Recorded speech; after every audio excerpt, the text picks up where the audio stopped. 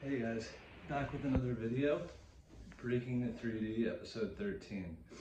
So I just got out of the gym, but I have all these ideas flowing through my mind right now, and I just wanted to get this video out to you guys while the ideas are fresh in my head. So the theme for this video is going to be who am I / how am I showing up for myself. So I want to talk about a recent video that I saw on social media that really touched me in a profound way. Typically I want to keep these videos like between myself and you guys and not involve too many other like outside people. But you know, in line with my last video, you know, being that we're all teachers and all students, you know, there's a lot of other teachers out there that we can all benefit from and that we can all learn from. So recently, I'm sure many of you guys heard actor James Van Der Beek passed away. You know, many of my peers who grew up in the early 2000s, as I did, you know, graduated high school in the early 2000s, have fond memories of James from, you know, things like Varsity Blues and Dawson's Creek, for those of us who admit that we watched that. Anyhow, you know, I didn't know too much about James as a person, but I just recently watched this video that he made a few days or a few weeks before his death. And he said something in the video that was just extremely profound. So if you're not familiar with what I'm talking about, I will put a link in the description below so that you can see the video. But basically he was saying he was struggling with identity, and that's where, you know, this idea of like who am I comes into play. So what he was saying was when he was younger, he was, you know, he asked himself, who am I? And he identified as an actor. And then when he got a little bit older, he identified as a husband. And then when he got a little bit older, he identified as a father. And he kind of said that was the pinnacle, because now he could be, you know, a provider, a protector, a steward of the land, and all of these things that a father represents. And that became his identity. And then in recent years, he got sick with, I think it was colon cancer. And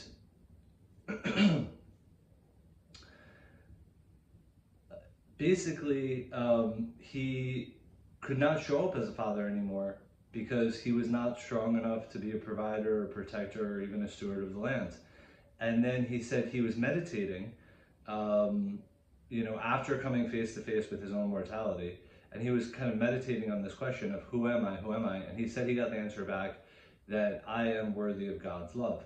Then he later said, you know, for those, because I think he and I are in the same mindset in terms of like, we're very well aware that the word God triggers a lot of people because they automatically think religion, when in fact God really shouldn't have anything to do with religion. God is a separate concept. But he refined what he said, and I think that it was actually more powerful and more palatable to like the general audience. And he basically just said, I am worthy of love. And he also said, if I'm worthy of love, then I should, or if I'm worthy of God's love, then I should be worthy of my own love. And just those two things, you know, being worthy of your own love and being worthy of love in general, I think it's just such a powerful message for humanity at this time, because I know that a lot of people don't feel worthy of love, and they don't even feel worthy of their own love. And, you know, I think there's a lot of feelings of unworthiness, you know, sort of almost in like the collective consciousness, but also in, you know, individuals who have just struggled to find self-love and to acknowledge the fact that, you know, they are loved. But besides that, you know, this whole concept of who am I is extremely important. Before I go into that, I do just want to touch on a couple of things. And the reason why I'm mentioning this is because I believe that what James went through, and, you know, what he was able, the wisdom that he was able to connect with, was a very similar process to what I've done. So I was thinking, you know, when I was in times of struggle, when I had health crisis, that's when a lot of these messages were coming through to me, these affirmations. So I think that what I believe happened here and why I think it's so profound is that, you know, James was able to tune himself to the correct vibration to where he received a very powerful affirmation. And I think that it might be the most powerful affirmation of all, to be honest. I can't think of a more powerful one, which is that I am worthy of love. And at least for me, when I say it internally, like in my mind, it creates like a very emotive response. So I don't know how you guys feel about that, but I think it's an extremely powerful affirmation. And I think it's exactly what humanity needs right now. And also, I think because humanity is going through this major shift.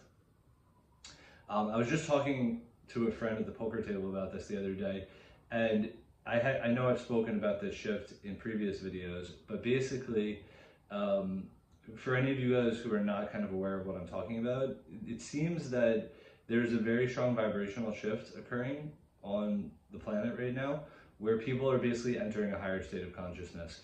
And old systems of division, hatred, fear that have been used to keep humanity in lower states of vibration intentionally are fading away.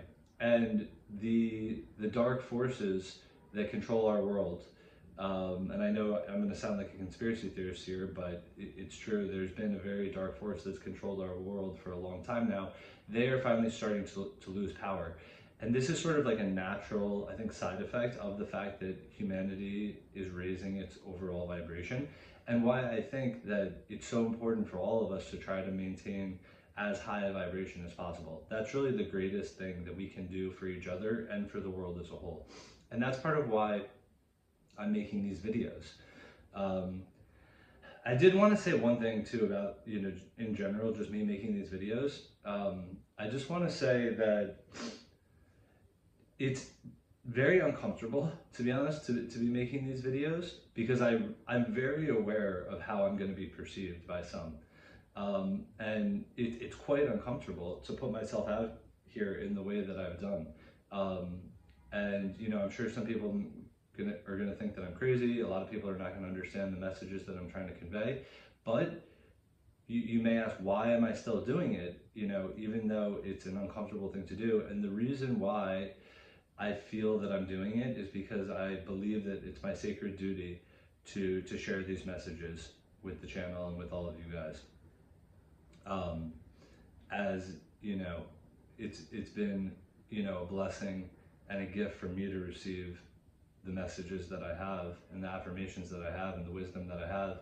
And so it's sort of like, I hate to sound like cheesy, but kind of like pay it forward, So anyhow, that's kind of why I'm making these videos. But I think, going back to the whole theme of this video and what James Van Der Beek tapped into before his death was, he tapped into universal truth, that we're all worthy of love, and that he himself is worthy of his own love, and that we are all worthy of our own love. And I think in order to get to that place, he did have to enter a higher vibrational frequency. So his final act really, touches on so many of these concepts that I'm talking about, and how I keep saying that, we're all capable of tapping into these universal truths and into these affirmations that can be so uplifting and so powerful for us, especially people who have struggled with these concepts. So I encourage you guys, if you have a question, if you have something that's bothering you, to do the same thing that myself and James Van Der Beek did, which is to just basically meditate, think in a quiet space for as long as it takes. Sometimes it takes a day, sometimes it takes a couple hours, sometimes it might take weeks, but eventually you will be given the answer that you're seeking. And do everything that you can to try to maintain a high vibration, because it will have a dramatically powerful impact on your life as a whole, and on the collective vibration of humanity right now.